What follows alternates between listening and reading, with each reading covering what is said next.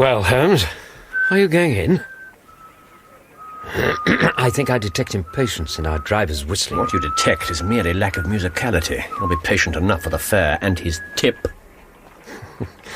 And Inspector Hopkins?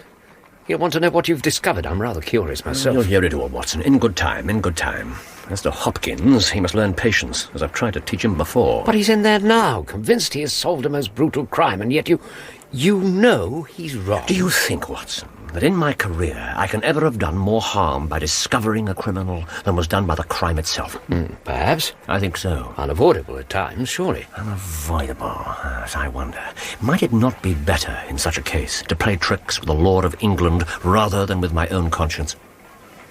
You mean conceal evidence? Yes, Watson. I suppose that is what I mean.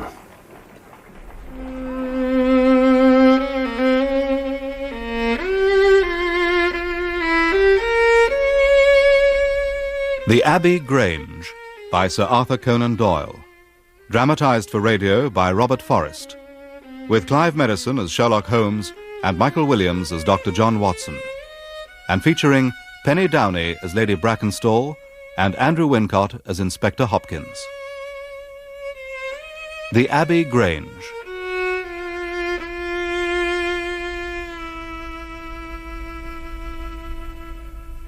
To understand how Sherlock Holmes could be driven to consider toying with the law of England, we must go back some few days from that troubling conversation outside Scotland Yard in the winter of '97.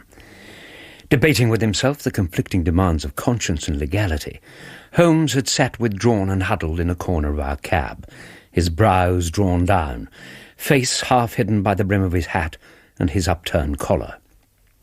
But on the morning the case began, distressingly early on a bitterly cold morning, his face was eager, his eyes bright, lit by a candle in his hand as he tugged at my shoulder. Watson, come on, Watson, wake up. What is it? The game's afoot. Up you get. What game? What time is it? Almost 6:30. Our cab will be here any moment. 6:30. Into your clothes now, quickly. Holmes, I'm not leaving out of bed at 6:30 on the coldest morning of the year without some explanation. Here's your explanation. A note from Inspector Stanley Hopkins. He has a murder for us. The clever fellow. Here, Watson. Read it aloud. The effort at concentration may help to awaken your brain. I am awake. Not happy to be so, but I am. It's from Marsham, in Kent, Abbey Grange. Oh, I see. Written at 3:30 a.m. It's admirable precision from Hopkins. Yes. My dear Mr. Holmes, I should be very glad of your immediate assistance. So you go on. In what promises to be a most remarkable case. He's called me in 7 times before, has Hopkins. Yes, on each occasion, his summons has been entirely justified. Let's hope it's so again. It is something quite in your line, except for releasing the lady. Releasing the lady? Except for releasing the lady, he will see that everything's kept exactly as he found it. Yeah, well, the fellow does try to follow my methods. I beg you not to lose an instant, as it is difficult to leave Sir Eustace there. Yours faithfully, Stanley Hopkins. Very coherent, is it? The note does show considerable agitation. It's most promising. No mention of murder? Sir Eustace, I'll wager, is the victim. The body is left for our inspection. Oh, well, promising indeed. Now, what else might be deduced from that note? Well, seems we're moving in high life. Crackling paper, EB monogram, coat of arms, picturesque address. Not bad, yes. Well, you're almost awake. And the murder, of course, was committed before 12 last night. How can you tell that? By a knowledge of train times and simple reckoning. Local police called in, they communicate with the yard. Hopkins goes out there, he wisely sends for me a fair night's work. Yes, I do think we'll have an interesting morning, yes. And like the other cases Hopkins has put our way, this one will almost certainly find its way into your collection. You do have some power of selection, Watson, which atones for much I deplore in your narratives. Not that again. Yes, that again. Your fatal habit of looking at everything from the point of view of a story instead of a scientific exercise. It's too early. You ruin instructive and even classical demonstrations by imbuing them with spurious glamour. Being dragged from bed at an unearthly hour to inspect some murdered Sir Eustace holds little glamour for me. Why don't you write them yourself? I will. You will? Yeah. Yes, I propose to compose a textbook which will focus the whole art of detection into one volume. A runaway success, I'm sure. Yes, but that will be in my declining years. Here we are. Charing Cross, next stop Chislehurst. and from there to Abbey Grange.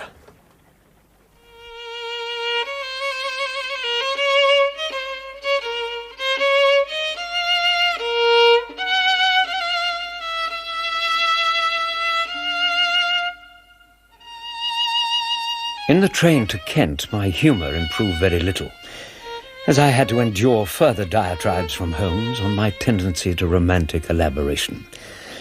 A less romantic mind than mine that morning would be difficult to imagine.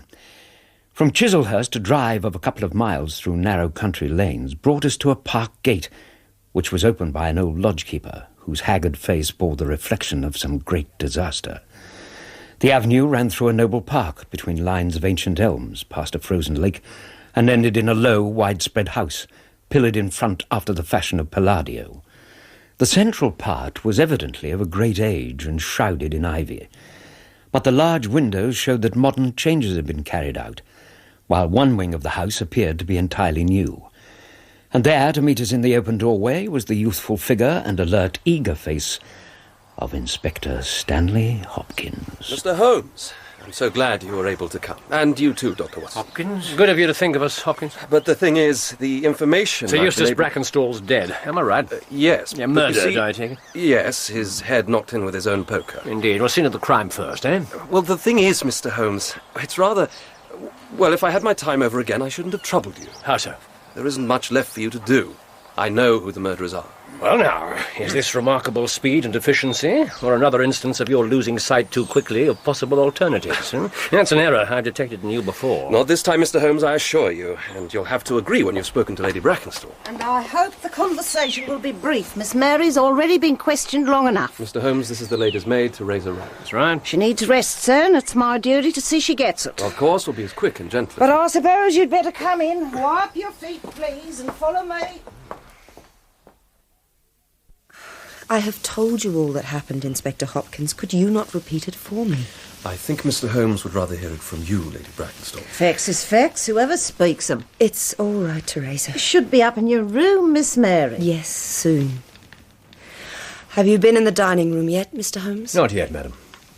Then let's get it over with. The sooner we arrange matters, the better. Horrible it is. Him still lying there. Your injuries, Lady Brackenstall, have they been properly attended? Of course they have. Bathed her bruises myself with vinegar and water. And your arms, those red marks? They are nothing. No connection with last night. Lady Brackenstall covered her wounded forearm with the large loose sleeve of her silver and blue dressing gown. Her eyes, a more brilliant blue, met mine. This was no ordinary woman. But thank you for your concern, Dr. Watson. You are very kind. Perhaps it would simplify matters if Mr. Holmes were to hear your description of the intruders, just as you gave it to me. Very well. There were 3 of them. One elderly, the other 2 much younger. Well, the older man was broad, powerful, with a full beard. The others were just beardless lads. Like a father and 2 sons? They could have been, yes. You see, Mr. Holmes, that Lewisham gang of burglars. 3 Randalls. Exactly. Father and sons. They did a job at Sydenham a fortnight ago and were seen and described. Rather cool of them to do another job so soon and so near, and with their description abroad. But it's their work, no doubt of it. Now, if you do still want to examine the dining room, we could perhaps let Teresa attend to her mistress. I'd still prefer to hear Lady Brackenstall's version of events, if she's the strength for it. Of course, Mr. Holmes. I have the strength. The lady's gaze on Holmes was unwavering. Seldom have I seen so proud a bearing, so graceful a figure. There was something almost like defiance in her composure and dignity, in spite of the hideous plum-coloured swelling over one eye. It was clear neither her wits nor her courage had been shaken by her terrible experience, although her face, which at another time no doubt would have had a perfect complexion, was drawn and ashen.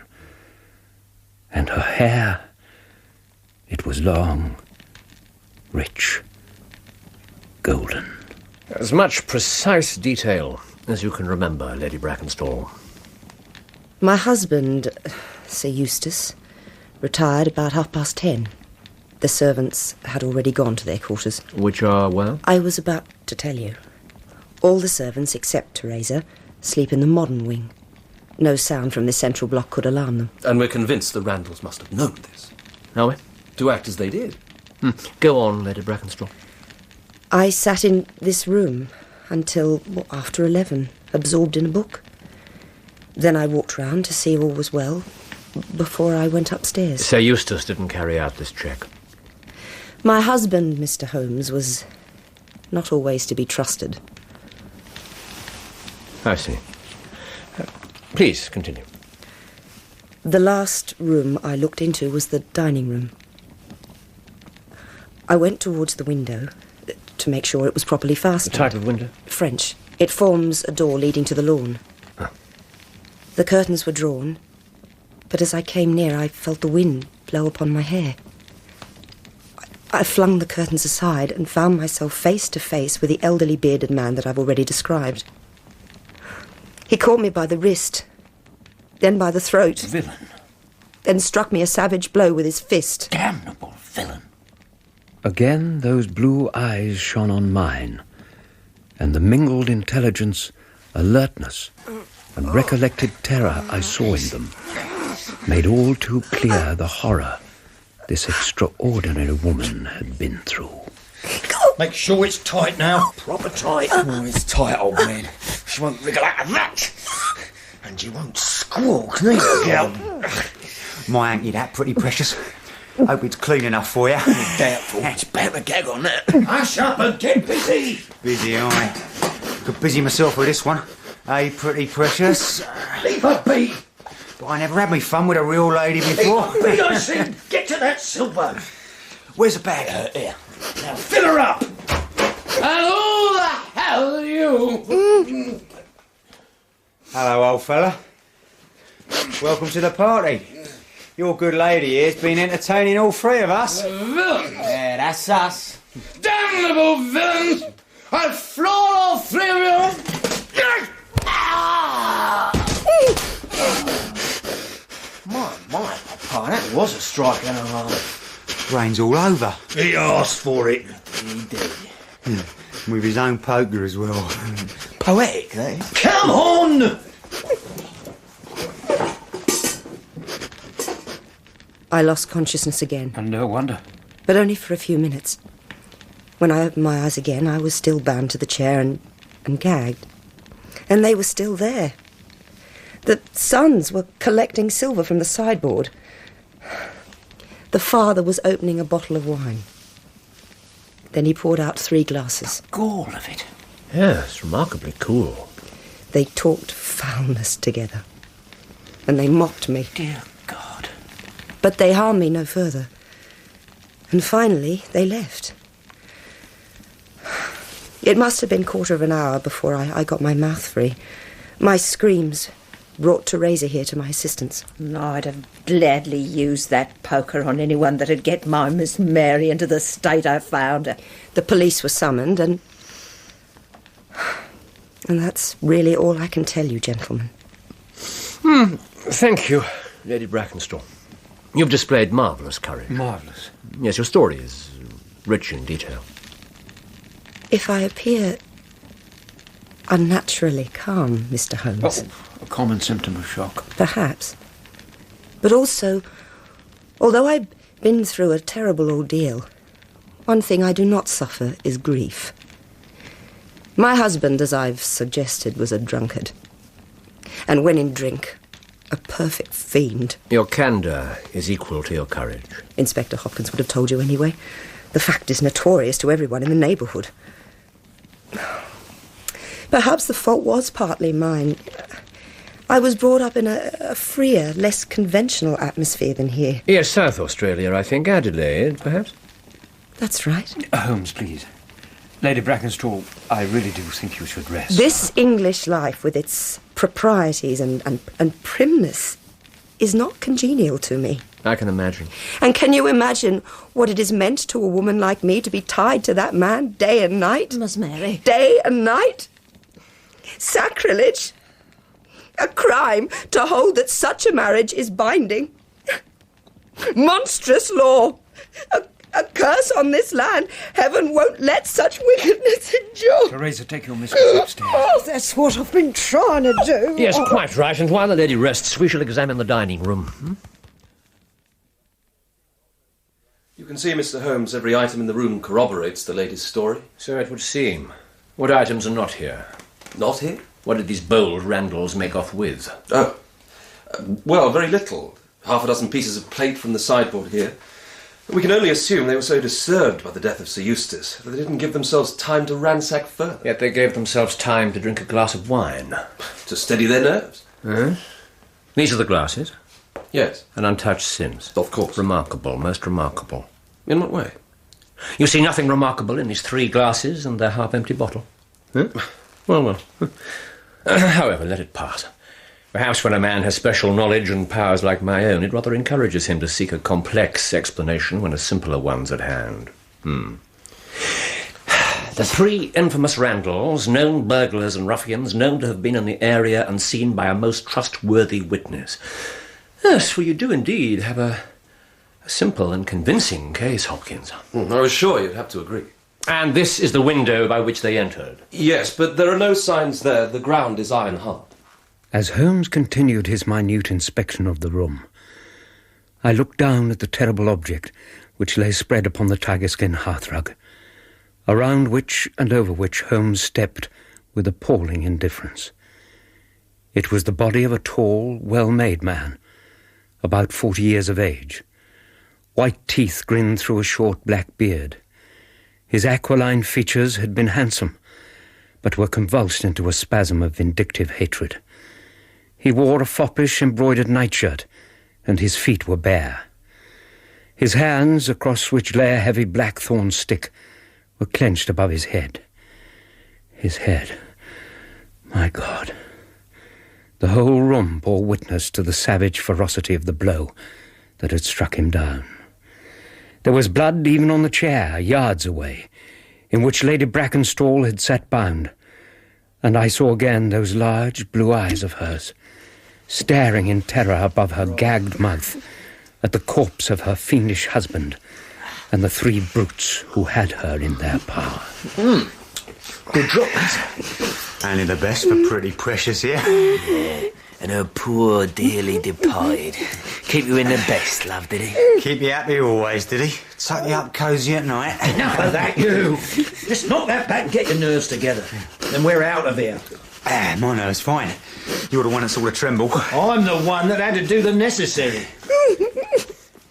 Are you with us, Watson? Well, yes, of course. Gazing at the knots used to bind Lady Brackenstall, I see. Quite right. Can you name them? Name them? The knots. I'm no authority, but this one, where the cord is attached to the arms, a rolling hitch. Rolling hitch, correct. And on the cross-piece underneath, a clove hitch.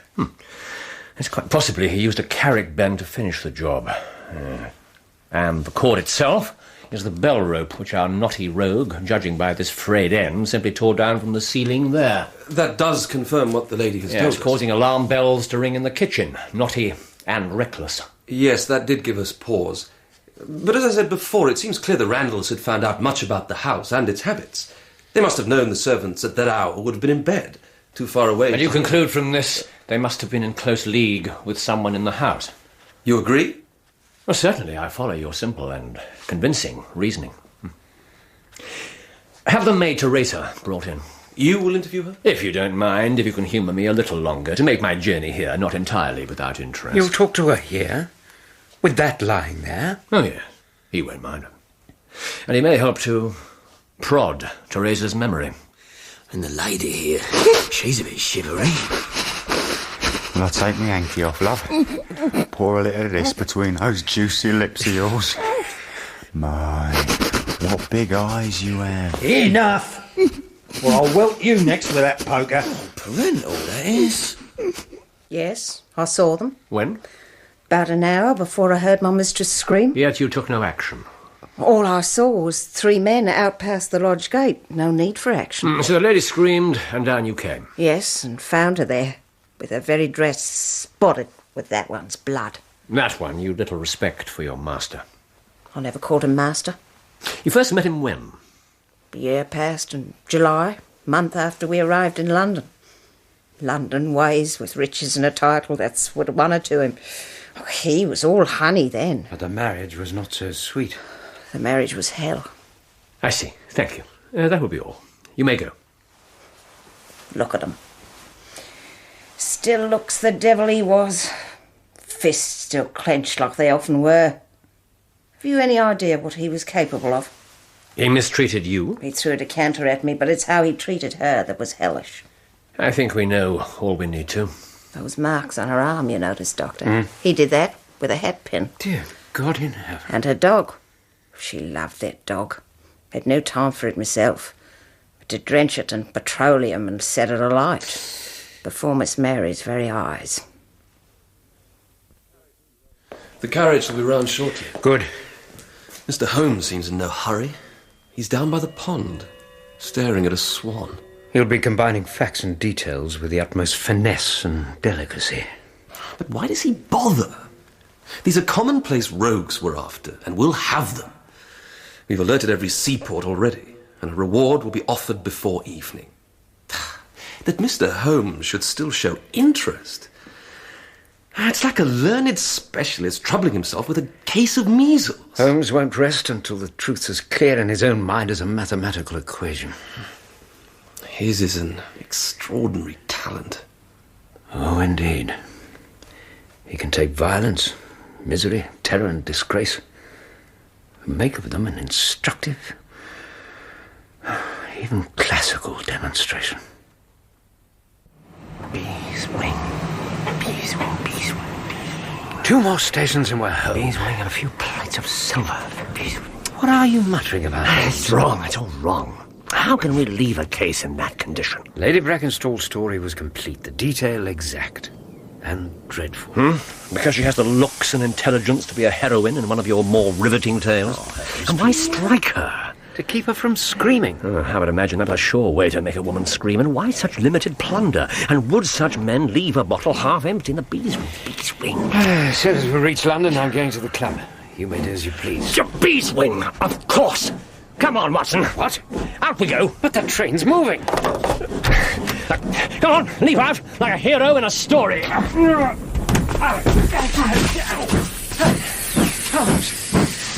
This is insane.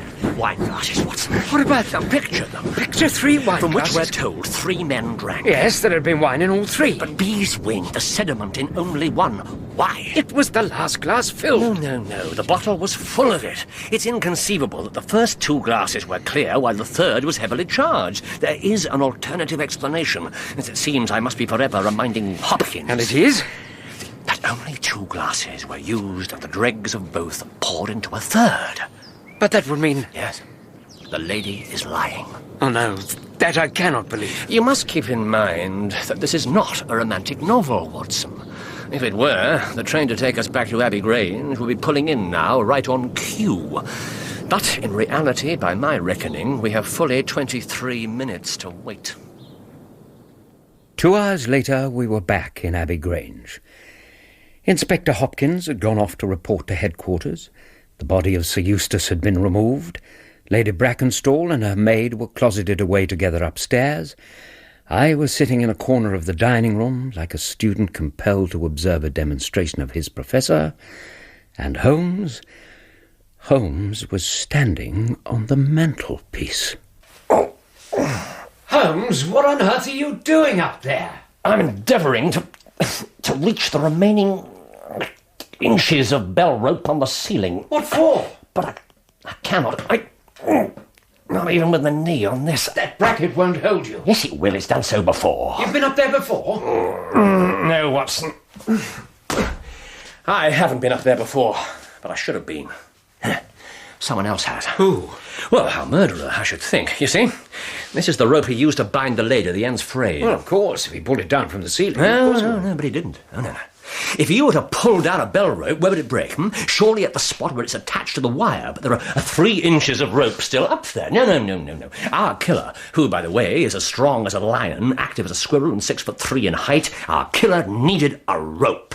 But he couldn't tear it down for fear of raising alarm by ringing the bell, so he got himself up on the mantelpiece, did our jolly Jack Squirrel, put his knee on that bracket, the impression still there in the dust, and cut the cord. This end he was cunning enough to fray with his knife. Why are you here unannounced, Mr. Holmes? Because I've 1 or 2 more questions for you and your mistress, Teresa. I won't have her vexed with more questions. Well, then perhaps you can answer them for us. For instance, this mark on the seat of the chair in which Lady Brackenstall was tied. What is it? Blood, I suppose. There was plenty of it. But your mistress was already in the chair when the murder was done, not so? Well, there was a lot of blood. Indeed. And your memory of detail maybe confused the ghastly figure on the floor, your mistress's distress. Yes, screaming enough to drive anyone out of their wits. Not that Miss Mary ever wanted courage. Nursed her since she was a baby, have you not? Yes. And you came with her to England? That's right, I'll never leave her. Your first voyage, was it? From Adelaide to London in June last year? That is correct, Mr. Holmes. But is it proper you should again cross-examine my maid without my knowledge? We're sorry to inconvenience you again, Lady Brackenstall. Lady Brackenstall, I'm convinced you're a much-tried woman, and my desire is to make things easy for you. Really? This is hardly the tone to make things easy. My tone may soften if you tell me the truth. Holmes. How dare he? I have told you everything. No. That won't do. You may have heard of any little reputation which I possess. I would stake it all on the fact that your story is an absolute fabrication. Listen to him. Impudence. Well, the truth. I have told you all I know. Now, if you'll excuse me, I'll see that the carriage is brought round for you. As you wish. Come, Watson, we'll wait outside. Holmes, it was... An attempt to elicit the truth. But to talk in that manner to a lady like that... I'd hoped to shock her into confession. Confession? It didn't work. Oh, no matter. There are other ways. Are we going back to London now? Yes. Then why do we have to wait out here? It's freezing. I wanted one more look at that swan. Why the sudden interest in ornithology? You see, the pond is frozen over. Yes, so am I. A hole's been broken in the ice for the convenience of that solitary bird. And? You see no other possible convenience? Nope. Huh? Well, perhaps Inspector Hopkins will see more. I'll write him a note about it. Ah, here's the carriage. Come along. And so, once again, we attempted the journey to London. This time we completed it. I said next to nothing on the way, while Holmes expounded theories and threw out speculations, few of which seemed to me to have anything to do with the case in hand. When we finally reached Baker Street, I was exhausted, weighed down by an indefinable foreboding and something like sorrow. I retired early, but my dreams that night were vivid, insistent, ghastly. You're no ordinary woman. Pretty precious. You are kind, very Your kind. hair is long, rich, golden. Poetic, that is. And mine, pretty precious. Beeswing, Watson. Beeswing. Tied to a man like this. Sailor's knot. Day and night. See my white teeth grinning through my black beard. Strong as a lion, 6'3" and nimble. All honey then. Monstrous. Such limited plunder. Dress all spotted. Sacrilege. Pretty precious, just pour a drop of this and more drops all over what? All Wickedness. Yes, all wet. Wickedness. All lovely and long and Wickedness. so wet. Now. Wickedness. Watson! Wickedness. Watson, wake up! Oh, good God. Holmes.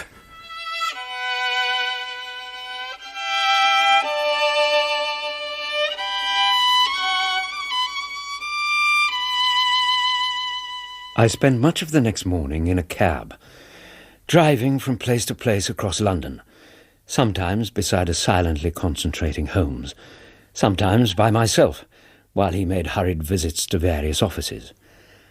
Among them was the shipping office of the Adelaide-Southampton line at the end of Pall Mall.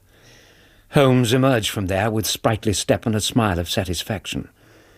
But that smile had faded by the time we reached Scotland Yard, And so I came to be sitting next to a withdrawn and troubled Holmes, his hat drawn down, his collar turned up, as he wondered aloud as to whether the foremost detective in England should conceal vital evidence from the police.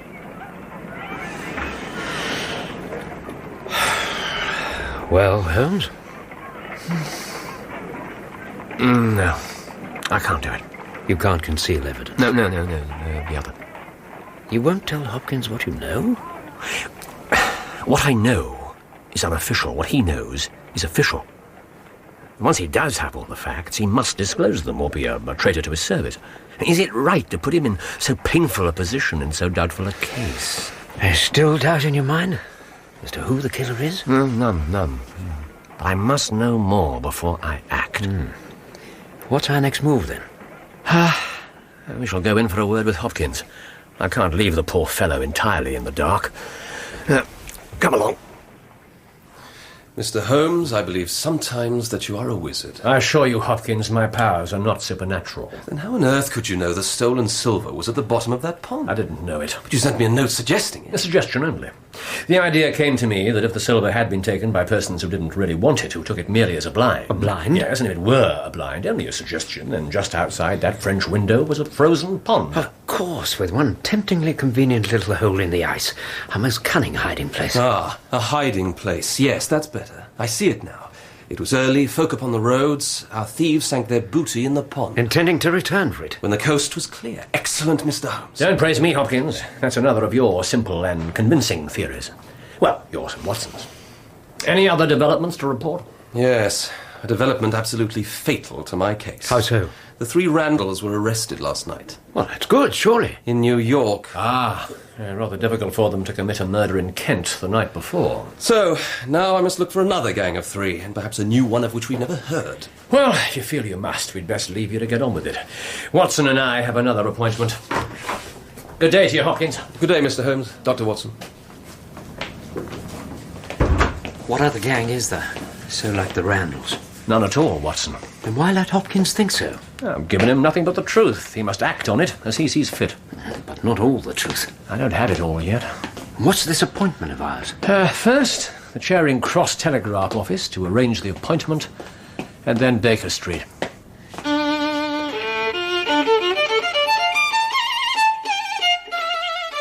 2 hours later, with dinner over and a cheerful blaze in the fireplace, all was ready for the final scene of this remarkable drama. I was in my customary armchair. Holmes stood with his back to the fire, pipe in hand, and framed in the doorway was a very tall young man, golden-moustached, blue-eyed, with a skin which had been burned by tropical sun. So, you got my telegram, Captain Croker? I got it. And here I am, at the hour you said. I hear you've been down at the shipping office. So I have. The Adelaide-Southampton line, and there I heard nothing but good of you. Loyal, honest, kind-hearted, but why? If somewhat hot-headed and excitable when off duty. I've had no trouble with the law. I believe it. Mr. Jack Croker, first officer of the Rock of Gibraltar, among whose passengers in June '95 were a Miss Fraser of Adelaide and her maid. First Officer Croker has subsequently been made captain, and his home is in Sydenham, not far from Chichester. Enough of this cat and mouse. What do you want of me? Firstly, I want your confirmation that on that voyage you made the acquaintance of Miss Fraser. What if I did? And you admired her deeply. I loved her. Loved. From the first day, she was the only woman to me. And her feelings for you? From her. Friendship. Good comradeship. In '95. And now? Where's this leading? What do you plan to do with me? Arrest me? I don't see what you want. A full account of what took place at Abbey Grange the night before last, and bear this in mind.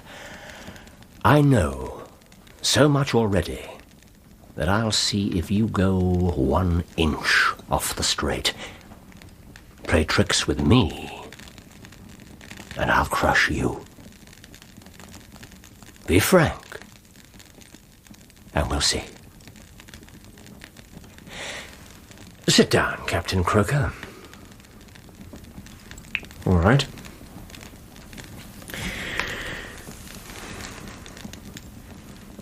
I'll chance it. You have little choice. After that voyage, I never thought to see Mary again. You heard about her marriage? Yes, but I didn't grieve. I understood.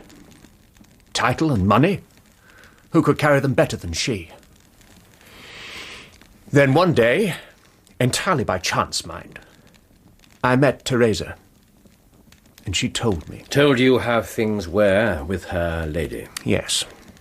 About that drunken hound who dared to raise his hand to her. A woman whose boots he wasn't worthy to lick. And then you met Mary herself, Lady Brackenstall? Yes. More than once? More than once. In secret? Yes. You deceived her husband? Yes. I deceived her husband. I deceived the foul brute. And I did more. And I regret nothing. I fear nothing. Except what might happen to Mary. That turns my soul to water. Tell me about the night before last, at Abbey Grange. Once more, I had to see her once more before I sailed, before I scratched at the window. She was waiting for me. She whispered out to me. She loves me, you see. And she let you into the dining room through the French window. No, please, Jack, you must go. This is wrong. Yes, I know it, Mary. And I will go. If he finds you here... But more wrong, wickedly wrong, is you tied to him. Yes. Oh, yes, it is. It's sacrilege. Who the hell are you? What? Eustace, please. I am not addressing you, bitch. Don't you dare, sir. Dare, is it? It's you that's daring. Spooning there with my pretty precious... I am a friend to this lady, a friend only. Lady? Oh. Enough, sir. Come here, pretty precious. Leave her be. Oh, I'll leave her be, all right. I'll tuck her up cozy. Let her go. Always after I teach her who's master. Sir! Look at her, all a tremble. Please, please, I've done nothing. I said, let her go. On your knees, whore. You damnable villain. And now I'll welt you too.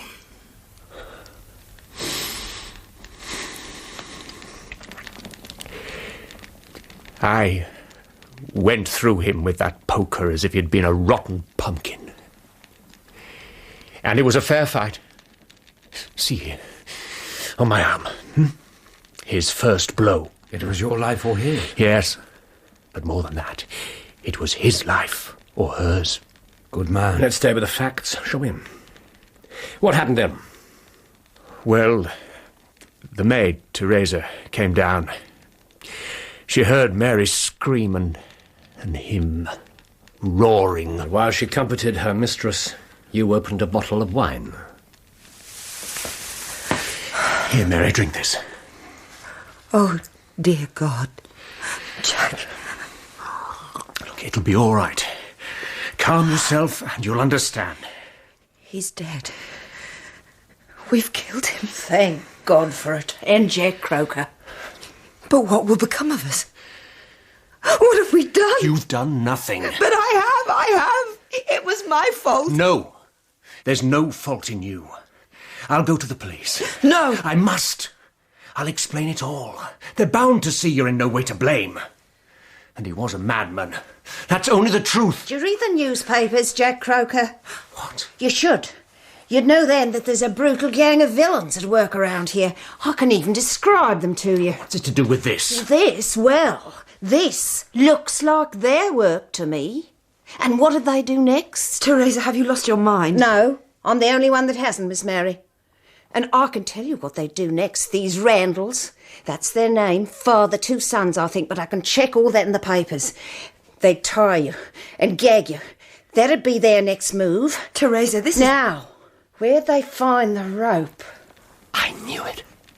I knew only an acrobat or a sailor could have got up to that bell rope. And who but a sailor could have tied those knots? But my, I hadn't realised old Teresa is as cunning as she's loyal. Yes. We really thought the police would never see through it. The police haven't. And if you choose to disappear in the next 24 hours, I'll promise not to hinder you. Now I see. But what then? Won't it all come out? Certainly it'll all come out. That is unavoidable, Captain. No. Oh, no. I'm only a sailor, but I know some law. That would mean Mary taken in as an accomplice. Well, you can do what you like with me, but I won't see her in court. Good man indeed. Yes, here is a hero for one of your sensational stories, Watson. And the lady a perfect heroine. You simply had her in the wrong novel. So it would seem. What is this? Some game? No. An instructive, even classical demonstration. Of what? Of British justice. You, Croker, and your lady, and I too, who have given the police only the vaguest hints and suggestions, we are all on trial. Watson here is the jury, and I never met a man more eminently fitted to represent one. Thank you, Holmes. So, gentlemen of the jury, what is your verdict? Not guilty, my lord. Does this mean that... You are acquitted, Captain Croker. How can I thank you? Mr. Holmes, how can Mary and I ever thank you? Say no more, Captain. So long as the law does not find some other innocent victim, you are safe from me. I suggest you return to the lady in, shall we say, a year? And may her future and yours justify Watson's pronouncement this night.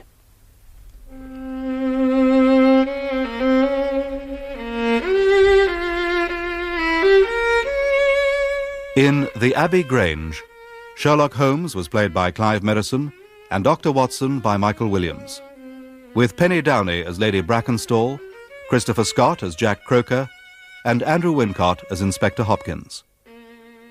Teresa was played by Kate Binchy, Sir Eustace by Steve Hodson, and the 3 Randalls by Philip Anthony, Nicholas Murchie, and Julian Rhind-Tutt.